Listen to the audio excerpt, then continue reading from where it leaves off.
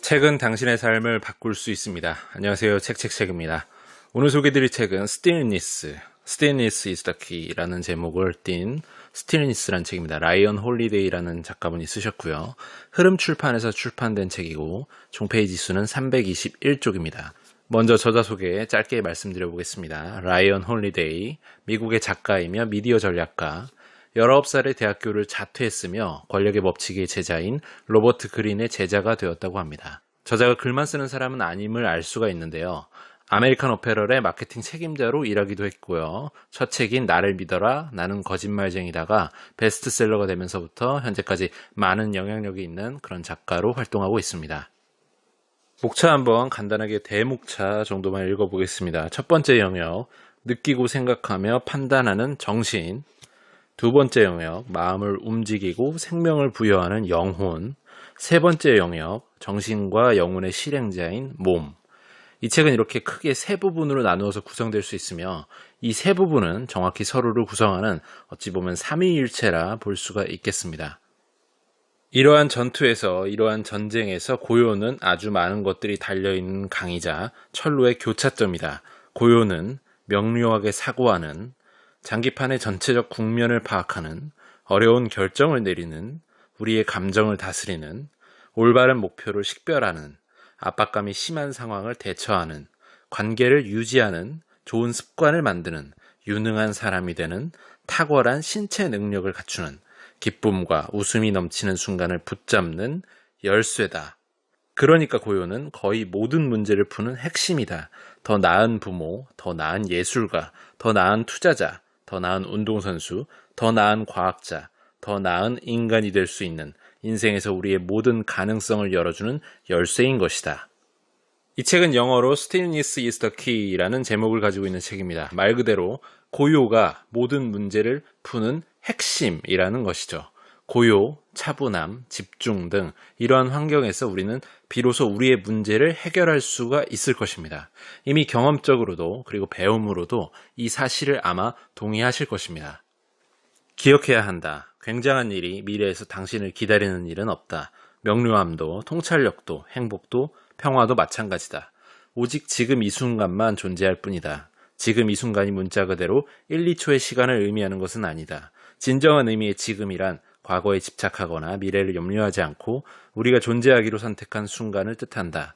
우리는 과거에 일어난 일 또는 언젠가 일어날지도 모를 일에 대한 희망이나 걱정을 우리가 원하는 만큼 멀리 밀어낼 수가 있다. 그러므로 지금 이 순간은 몇 분이 될 수도 있고 오전 몇 시간이 될 수도 있고 몇 년이 될 수도 있다. 당신이 그만큼 버틸 수만 있다면 말이다. 초등학교 교사이자 작가인 로라 잉걸스 와일더의 말처럼 지금은 지금뿐이다. 결코 다른 것이 될 수가 없다. 지금 이 순간을 붙잡아라.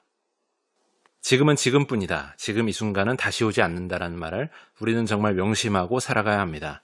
다 아는 사실이지만 행동이 안 되는 이유가 무엇일까요? 진정으로 순간에, 현재에 답이 있다는 그 사실을 진심으로 우리가 믿지 않기 때문이라고 생각합니다. 과거의 한 행동을 고민하고 미래를 걱정하면서 우리는 우리에게 주어진 선물 같은 현재를 소진하고 있습니다. 레오나르도 다빈치가 한 말 중에 이런 말이 있습니다. 하루를 잘 보내면 그날 잠이 달고 인생을 잘 보내면 그 죽음이 달다. 오늘 나의 현재를 붙잡아서 자기 전에 단잠을 잘 수 있도록 한번 만들어 보시기를 바랍니다. 나폴레옹은 우편물이 밀리는 상황을 즐겼다. 그 때문에 다른 누군가를 화나게 할 수도 있고 중요한 가십거리를 놓치는 일이 생기더라도 말이다. 사소한 문제들은 굳이 나 자신이 나서지 않아도 알아서 해결되기 때문이었다.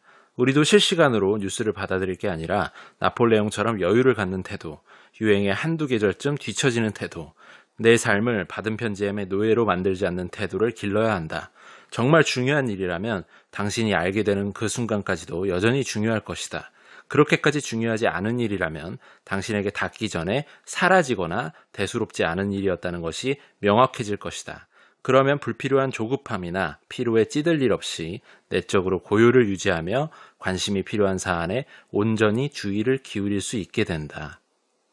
우리가 잘 아는 나폴레옹은 의도적으로 우편물이 밀리는 그러한 상황을 통해서 집중력을 기르고 무엇이 중요한지 아닌지에 대한 파악을 하면서 온전히 자신의 관심사를 통제할 수 있는 사람이었다는 일화입니다. 현재를 사는 우리는 정말 정보의 홍수에 빠져 있죠.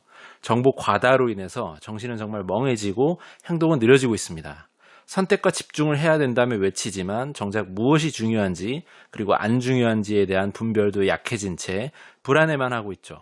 우리도 우리의 삶의 영역에서 어느 하루 정도는 아니면 하루에 어느 1시간 정도는 핸드폰을 좀 꺼두고 진짜 자신의 인생이 중요한 것이 무엇인지 조용히 산책을 한번 해보는 시간을 가져보시면 어떨까요?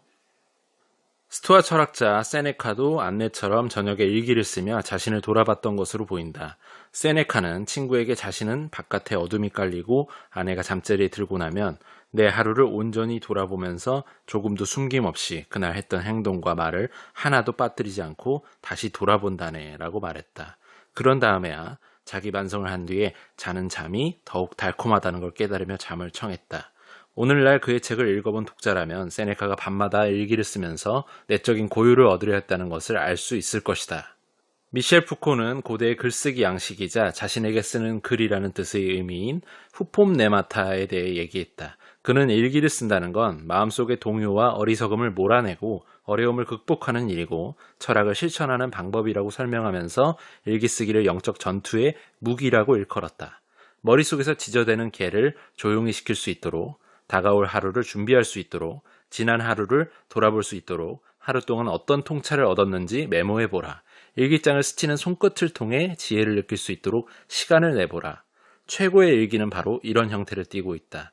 일기 속의 글은 읽는 사람을 위한 게 아니라 쓰는 사람을 위한 글이다. 긴장을 풀고 마음을 느긋하게 하기 위해 쓰는 글이자 내면의 평화를 유지하기 위해 쓰는 글이다. 일기를 쓴다는 건 어려운 질문을 던지는 일이기도 하다. 내가 지금 어디쯤에 서 있는가? 큰 일을 이루기 위해 내가 오늘 할 수 있는 일은 가장 작은 것이 무엇이 있을까? 어째서 이런 일에 내가 이토록 흥분하는 걸까? 지금 떠올릴 수 있는 좋은 일이 무엇이 있을까? 나는 어째서 사람들을 감동시키는데 이토록 신경을 쓰는 걸까? 내가 지금 회피하고 있는 어려운 일이 있는가? 내가 두려움을 지배하고 있는가? 아니면 두려움이 나를 지배하고 있는가? 오늘 겪은 어려움이 어떤 식으로 내 성격을 드러낼 것인가? 일기 쓰기의 장점, 좋은 점, 왜 일기를 써야 하는지 유명한 훌륭한 사람들도 일기를 통해 고유에 이를 수 있었다라는 내용을 말해주는 부분입니다. 일기를 쓴다는 것은 사실 일기를 쓰는 내용도 중요하긴 하지만 일기를 쓰기 위한 시간을 내고 그 시간에 자신을 참여하게 만든다는 그 지점부터가 중요해집니다. 바쁜 일상 중에 잠시나마 고요하게 자신을 돌볼 시간을 내가 마련한다는 측면에서 일기 쓰기는 그래서 소중해지는 것이죠. 고민이 많고 마음이 바쁘고 일이 정말 많은 사람일수록 역설적으로 정말로 시간을 내서 일기를 써야만 합니다. 석가모니의 첫 스승은 알라라 칼라마라는 수도자로 석가모니에게 명상의 기본을 가르쳐 주었다. 석가모니는 첫 번째 스승에게 배울 수 있는 모든 것을 배운 뒤 그를 떠나 우다카 라마푸타를 찾아갔다. 그 역시 훌륭한 스승이었다.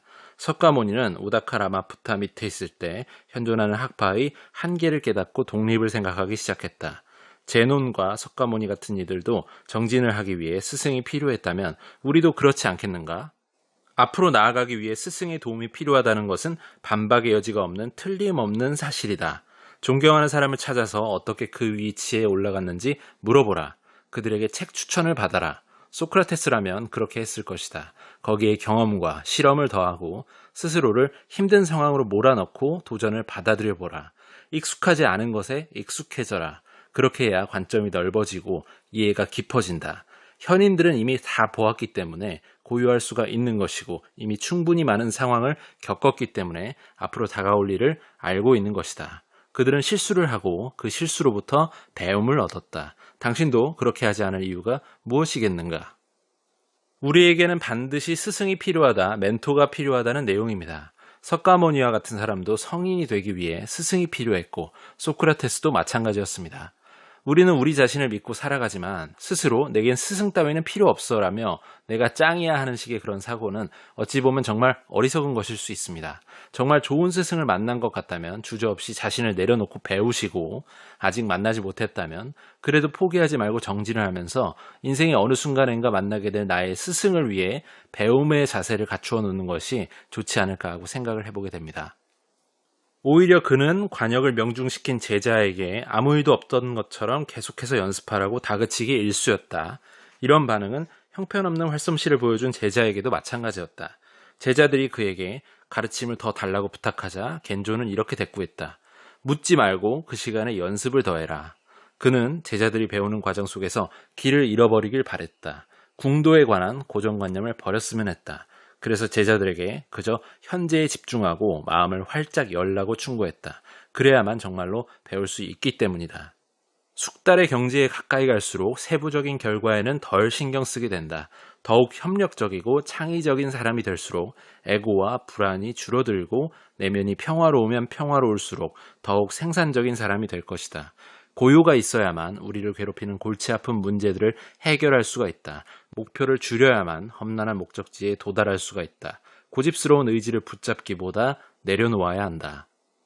활쏘기의 명인으로 불린다는 일본의 겐조라는 사람이 있었는데 제자들을 훈련시킬 때 활을 관역에 맞춰야 한다는 생각조차도 하지 않고 자연스럽게 활 시위를 당길 수 있는 것이 중요하다라고 가르쳤다고 합니다. 표적을 잘 맞춘 제자나 맞추지 못한 제자에게도 정말 아무 가르침도 주지 않고 그냥 계속해서 연습을 하라고 했는데 그 이유는 다시 말해 무언가를 추구하지 말라는 강력한 가르침이었습니다. 관역을 맞춰야 된다는 것을 추구한다고 해서 맞출 수 있는 것이 아님을 알았기 때문이죠. 나의 목표와는 관계없이 완벽한 고요에 이른 상태에서만이 사실상 관역에 맞출 수 있는 그런 상태라는 것입니다.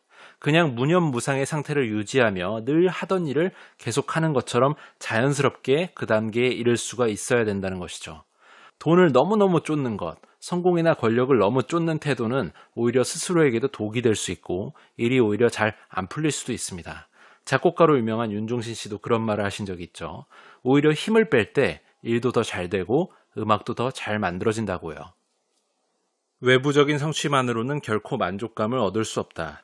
충분하다는 건 내면으로부터 나온다. 열차에서 내리는 발걸음으로부터 나온다. 그리고 당신이 이미 갖고 있는 것과 항상 갖고 있는 것을 알아보는 눈으로부터 나온다. 그렇게 할 수 있는 자는 어느 억만장자보다도 더 부유하고 그 어느 군주보다도 더 강한 사람이다.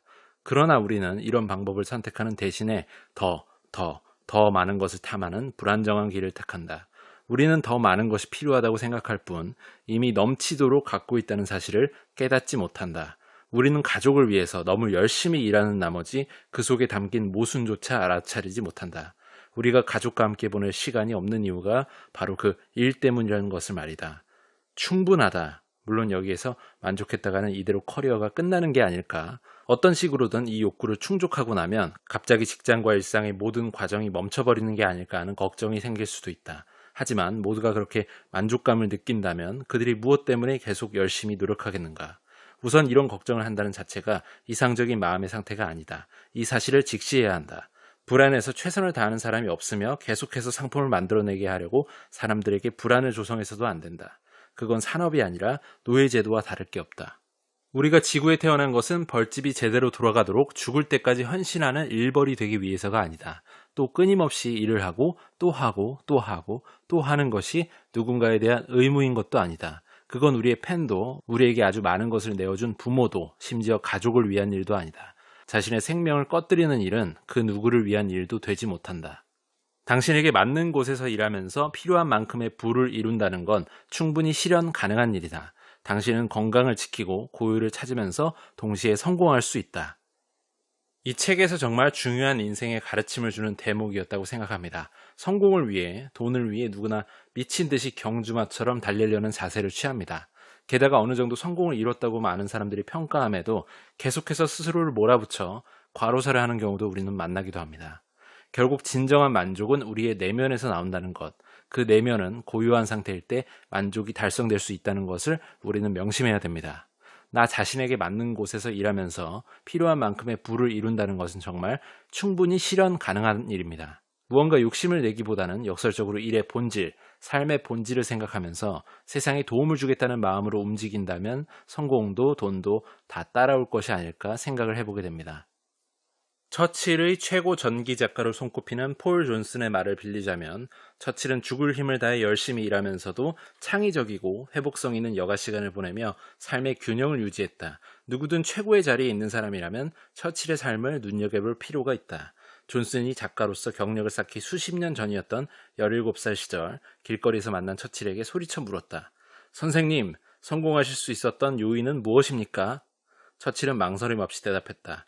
정신과 육체의 힘을 보존하는 것. 앉아있을 수 있을 땐 절대 일어서지 말고 누워있을 수 있을 때는 절대 앉아있지 말게나.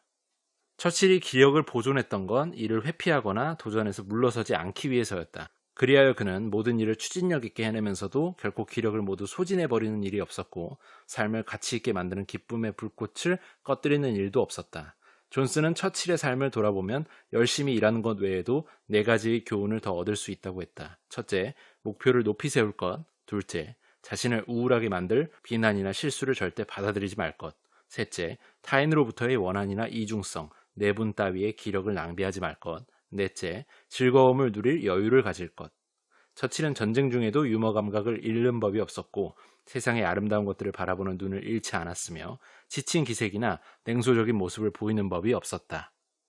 고유와 평화가 함께할 때 나 자신의 생산성이 높아질 수 있다는 것을 배울 수 있는 부분입니다. 윈스턴 처칠은 이 책에서 표현하기로 정말 그보다 더 생산성이 높았던 사람은 찾아보기가 힘들 정도로 생애 동안 정말 많은 일을 하고 간 사람입니다. 21살 때 처음으로 전투에 참여했고 그 전쟁 경험을 바탕으로 책을 써서 베스트셀러를 만들었습니다. 26에는 공직에 선출돼서 향후 65년 동안 정부기관에 일을 했고 40권 이상의 책을 썼다고 합니다. 또한 500점 이상의 그림을 그렸으며 생애 동안 2300번 이상의 연설을 했다고 합니다. 이 모든 일을 하는 동안 국방부 장관, 해군 장관, 재무장관, 영국 총리직까지 맡아 수행하면서 나치의 위협으로부터 세계를 구하는 데 일조했습니다. 이렇게 대단히 바쁘게 살았을 처칠의 비결은 과연 무엇이었을까요? 바로 고요입니다. 바쁜 와중에도 고요를 느끼며 창의적이고 회복성 있는 여가를 보낸 것이 바로 그 비결이었지요. 정신과 육체의 힘을 잘 유지하고 보존하며 필요할 때 꺼내 쓰고 저축해야 될 때는 보존하는 일을 정말 잘 관리했던 사람이 바로 처칠이었습니다. 인생에서 많은 일을 해내고 싶은 욕심이 많은 분일수록 처칠의 이러한 일대기를 잘 연구해 보시면 좋을 것 같습니다. 처칠의 절반만큼이라도 생산적인 사람이 되고 싶다면, 그리고 그의 삶 속에 있었던 기쁨과 열정과 고요를 얻고 싶다면 우리는 다음과 같은 특징을 길러야 한다. 우리 모두는 신체적 한계를 뛰어넘어야 한다. 우리에게 휴식과 회복을 주는 취미를 찾아야 한다. 확실하고 절제된 일상의 원칙을 만들어야 한다. 야외에서 활동적으로 시간을 보내야 한다.